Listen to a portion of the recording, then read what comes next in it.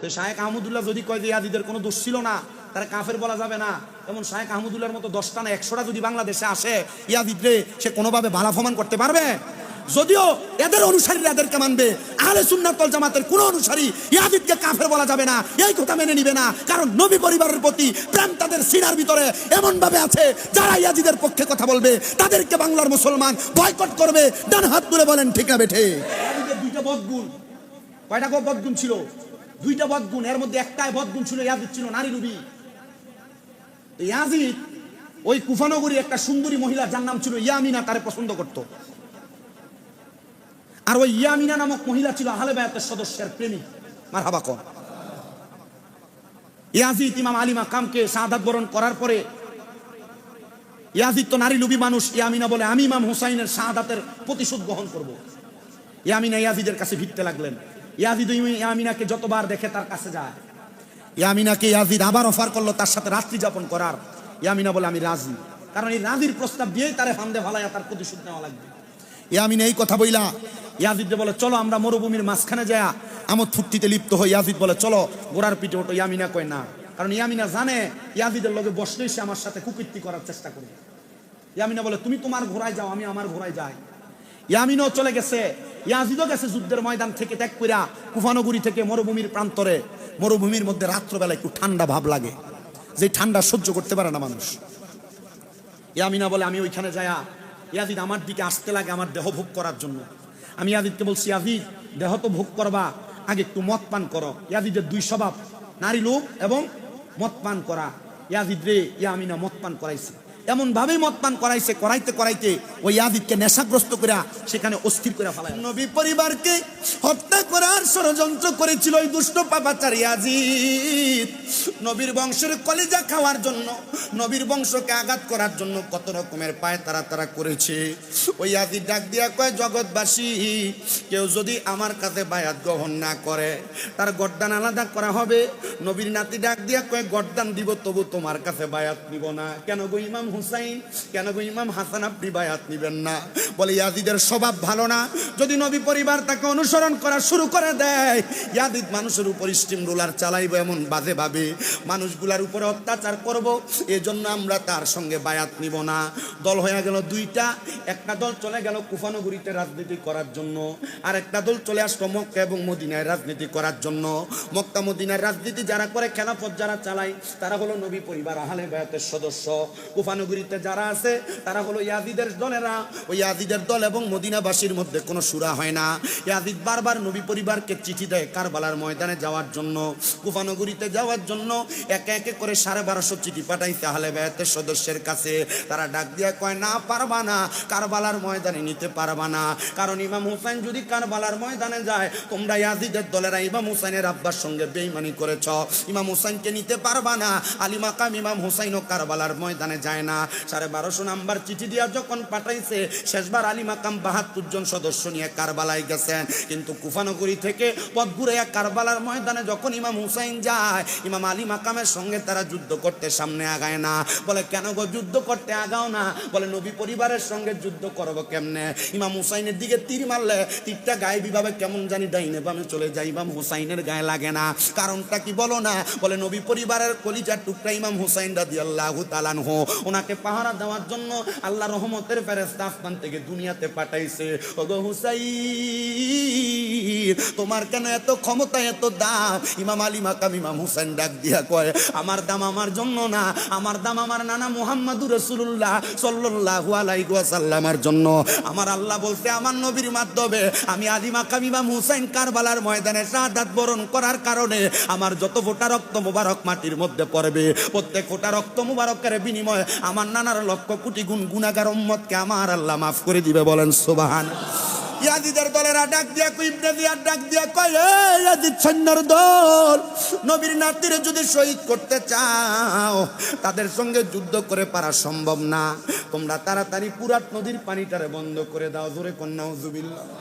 এরা চিন্তা করলো নদীর পানি যদি বন্ধ করে দেওয়া হয়, নবীর নাতি ইমাম হুসাইন রাদিয়াল্লাহু তাআলা আনহু পানি পান না করতে পারলে কারবালার ময়দানে শাহাদাত বরণ করবে। যেই নানার কারণে পানি পাইলা ওই নানার নাতিদেরকে পানি বন্ধ করে দিয়ে মারবা, এত সাহস কেমনে দেখাইলা? বলে এত সাহস আমরা দেখাই না, আমাদের নিজের বিবেক আমাদেরকে সাড়া দেয় নাই, এই জন্য আমরা দুনিয়ার জমিনে তাক অবস্থায় নবীর নাতির জন্য পানি বন্ধ করে দিয়েছি। বন্ধুরে আমার, নবীর নাতিদের জন্য শুধু পানি বন্ধ করে দেয় নাই, হযরতে সাহারা বানু আয়েশা ডাক দিয়ে কই, গো আমার কলিজার টুকরা স্বামী ইমাম হুসাইন, আপনি একটু কষ্ট করে আমাদের ছোট সন্তান আলী আসগরকে নিয়ে যান না, একটু পানি পান করায় আনেন। আপনার সঙ্গে তারা দুশ্মনী করলেও এ ছোট বাচ্চার সঙ্গে তারা দুশ্মনী করবে না। ইমাম হুসাইন ডাক দিয়া কয়, ওই ইয়াজিদের মনে মায়া নাই, ইমাম আলী মাকাম ইমাম হুসাইনের সাথে তারা বেঈমানি করবে, হযরতে আলী আসগরের সঙ্গে বেঈমানি করবে। আলী আসগরের কোল মুবারকের মধ্যে নিয়া ইমাম হুসাইন সামনে যায় পুরাত নদীর পারে আবদার জানাই, একটু পানি যদি দিতে পারো। হযরতে আলী আসগর পানিটা পান করলে জান্নাতের সুদা পান করা হয়ে যাবে। ইবনে জিয়াদের দলেরা ডাক দিয়া কই, হুসাইন সব পাইবা, খেলাফত গ্রহণ কইরা আমাদেরকে দায়িত্ব দিয়া বায়াত নাও, তারপরে পানি পান করতে পারবা। ইমাম হুসাইন ডাক দিয়া কয়, খোদা কি কসম, আমি ইমাম হুসাইন পানির জন্য শাহাদাত বরণ করব, কিন্তু তোমাদের হাতে বায়াত গ্রহণ করব না। হযরতে আলী আসগর পানির জন্য ছটপট ছটপট করতে করে শুকনা মুক্তার ভিতরে ইমাম হুসাইনের শুকনা জিহ্বাটা ঢুকায় দিছে। আলী আসগর এমন ভাবে জিহ্বাটাকে চুষতেছে, কিন্তু ইমাম হুসাইনের জিহ্বা থেকে একটা ফোঁটা ললাট বের হয় না। আলী আসগর পান করবে, আলী আসগরের পানির পিপাসা দেইকা ইমাম হুসাইন ডাক দিয়া কয়, এই এদিক সৈন্যরা একটু পানি কি দিবা, সামনে কি আগানো সম্ভব হবে? তারা ডাক দিয়া কয়, হুসাইন সামনে আসেন, পানি পান করা। এই কথা বইলা সামনে নিয়া একটা তীর হযরতে আলী আসগরের বুক বরাবর এমন ভাবে মারছে, আলী আসগরের বুকটা একবারে ছিদ্র হয়ে গেছে। হায়রে হায়, বাবার কুলের মধ্যে 6 মাসের আলী আসগরের যদি একটা তীর ঢুইকা যায়, আপনারা চিন্তা করেন তো ইমাম হুসাইনে পাকের কলিজাটা তখন কি অবস্থা হইছিল। ইমাম হুসাইন কান্দে আর ডাক দিয়া কয়, আল্লাহ, যে নানার কারণে পানি সৃষ্টি করলা, যে নানার কারণে মানুষ সৃষ্টি করলা, এই নানার নাতির কলিজার টুকরা দহিত্র হযরত ইমাম আলী আসগর কারবালার ময়দানে পানি পান করতে পারে নাই, তারা পানি দিবে বইলা দাওয়াত করে আইনা হযরতে আলী আসগরের বুকের মধ্যে তারা তীর লাগিয়ে দিছে। হুসাইন হযরত আলী আসগরের তীরওয়ালা বুকটারে দেহটারে কুলের মধ্যে লইয়া 6 মাসের আলী আসগরে লইয়া ইমাম আলী মাকাম ইমাম হুসাইনের তাবুর মধ্যে গেছে। তাবুর সামনে দেয়া ডাক দিয়া কয়, সাহারা বানু, সাহারা বানু কই রে? হযরতে সাহারা বানু এসে ডাক দিয়া কয়, ও আলী মাকাম, আমার আলী আসগরে কি আপনি পানি পান করে নিয়ে আসছেন? ইমাম হুসাইন ডাক দিয়া কয়, সাহারা বানু, পানি পান করাইতে পারি নাই, তবে আমার একটা বিশ্বাস, আমার আলী আসগরের জন্য আমার নানা মুহাম্মদ রাসূলুল্লাহ জান্নাতের সুদা পান করাইতে অপেক্ষা করতেছে। সাহারা বানু এবং আলী মাকামের তাবুর মধ্যে কান্নার রুল পড়ে গেছে, সবাই বড় আফসোস করতেছে। এমন ভাবে ইমাম কাসেমকে ওই ইয়াজিদেরা হত্যা করেছে, হযরত ইমাম আলী আকবরকে হত্যা করেছে, নবী পরিবারের তাবুর মধ্যে তারা আগুন ধরায়া দিছে। শুধু এইটা করে নাই, হযরতে মুসলিম বিন আকিলরে তারা হত্যা করছে, ইমাম হুসাইনের চাচাতো ভাই মুসলিম বিন আকিলের ছোট ছোট 2টা সন্তান ইব্রাহিম এবং মুহাম্মদরে তারা কারবালায় হত্যা করছে। শুধু এইটা করে নাই, হযরত ইমাম কাসেমকে হত্যা করেছে। ইমাম হুসাইনের বোন ছিল হযরতে জয়নব, জয়নবের 2টা ছেলে ছিল ছোট ছোট, হযরতে মুহাম্মদ এবং আউন। এই 2টা বাচ্চারা তারা কারবালার ময়দানে শাহাদাত করেছে। আহলে বায়াতের সদস্যদের পরিবারের মধ্যে একজন সদস্য ছিল, যার নাম ছিল হযরতে আব্বাস আলমদার। হযরতে আব্বাস আলমদারের পানিওয়ালা হাতগুলোর মধ্যে তারা কোপ দিয়া দিয়ে আলাদা করে দিচ্ছে, ওনার পিঠের মধ্যে তারা তরবারি দিয়ে আঘাত করেছে। নবীর নাতি ইমাম হুসাইন যখন কারবালার ময়দানে গেছে, ওই 22,000 সৈন্য ছিল ইয়াজিদের দলে, ইমাম হুসাইন ছিল একা। ওই 22,000 সৈন্য ইমাম আলী মাকাম ইমাম হুসাইনকে মারার জন্য যখন চেষ্টা করে, ওই 22,000 সৈন্যর মধ্যে 7,000 কোরআনে হাফেজ ছিল। কয় হাজার? ইয়াজিদ, ইয়াজিদের দলের সদস্য। তার মানে কোরআনে হাফেজরা বইলে শুধু কাম হইতো না, ইমাম আলী মাকাম আহলে বায়াতের সদস্যদের প্রতি মহব্বত থাকতে হবে। কথা বলেন ঠিক কিনা? এ যদি কোরআনে হাফেজ হইয়া এর মাথার ভিতরে পুরা কোরআন শরীফ মুখস্থ তার দিলের ভিতরে, কিন্তু আহলে বায়াতকে মহব্বত করে না, ইয়াজিদের রহমতুল্লাহ আলাইহি কয়, আর ইয়াজিদের নামের শেষে এর রহমতুল্লাহ আলাইহি আবার ইয়াজিদের হাফেজে কোরআনও দাবি করে, আবার ডাইরেক্ট কয় যে ইয়াজিদের কোনো দোষ ছিল না। আচ্ছা, এবার আপনারা কোন তো হাফেজের কোনো দাম আছে? দূরে বলেন না, দাম আছে? নবীর পরিবার ইমাম হুসাইনকে শাহাদাত বরণ করছে। ইমাম আলী মাকাম ইমাম হুসাইনের শাহাদাতের পরে এরা তরবারি আর তীরের আঘাত দিয়ে ইমাম হুসাইনের পাকের ঠোঁট মুবারকের ভিতরে আঘাত করছে। আঘাত করার পরে এরা তো ভালোভাবে মরে নাই। ইয়াজিদের দুইটা বদগুণ। কয়টা বদগুণ ছিল? দুইটা বদগুণ। এর মধ্যে একটাই বদগুণ ছিল, ইয়াজিদ ছিল নারী লোভী। ইয়াজিদ ওই কুফানগরী একটা সুন্দরী মহিলা যার নাম ছিল ইয়ামিনা, তারে পছন্দ করত। আর ওই ইয়ামিনা নামক মহিলা ছিল আহলে বায়াতের সদস্যের প্রেমিক। মারহাবা কর। ইয়াজিদ ইমাম আলী মাকামকে শাহাদাত বরণ করার পরে, ইয়াজিদ তো নারী লোভী মানুষ, ইয়ামিনা বলে আমি ইমাম হুসাইনের শাহাদাতের প্রতিশোধ গ্রহণ করব। ইয়ামিনা ইয়াজিদের কাছে ভিড়তে লাগলেন। ইয়াজিদ ইয়ামিনাকে যতবার দেখে তার কাছে যায়। ইয়ামিনাকে ইয়াজিদ আবার অফার করলো তার সাথে রাত্রি যাপন করার। ইয়ামিনা বলে আমি রাজি, কারণ এই রাজির প্রস্তাব দিয়েই তারে ফান্দে ভালাইয়া তার প্রতিশোধ নেওয়া লাগবে। ইয়ামিনা এই কথা বইলা ইয়াজিদ বলে চলো আমরা মরুভূমির মাঝখানে যায় আমোদ ফুর্তিতে লিপ্ত হই। ইয়াজিদ বলে চলো গোড়ার পিঠে ওঠো। ইয়ামিনা কয় না, কারণ ইয়ামিনা জানে ইয়াজিদের লগে বসলেই সে আমার সাথে কুকীর্তি করার চেষ্টা করবে। ইয়ামিনা বলে তুমি তোমার ঘোড়ায় যাও, আমি আমার ঘোড়ায় যাই। ইয়ামিনও চলে গেছে, ইয়াজিদও গেছে যুদ্ধের ময়দান থেকে ত্যাগ কইরা কুফানগরী থেকে মরুভূমির প্রান্তরে। মরুভূমির মধ্যে রাত্রবেলা একটু ঠান্ডা ভাব লাগে, যে ঠান্ডা সহ্য করতে পারে না মানুষ। ইয়ামিনা বলে আমি ওইখানে যায়া, ইয়াজিদ আমার দিকে আসতে লাগে আমার দেহ ভোগ করার জন্য। আমি ইয়াজিদকে বলছি ইয়াজিদ দেহ তো ভোগ করবা, আগে একটু মদ পান করো। ইয়াজিদের দুই স্বভাব, নারী লোভ এবং মদ পান করা। ইয়াজিদ রে ইয়ামিনা মদ পান করাইছে, এমন ভাবেই মদ পান করাইছে, করাইতে করাইতে ওই ইয়াজিদকে নেশাগ্রস্ত করে সেখানে অস্থির করে ফেলায় রাখছে।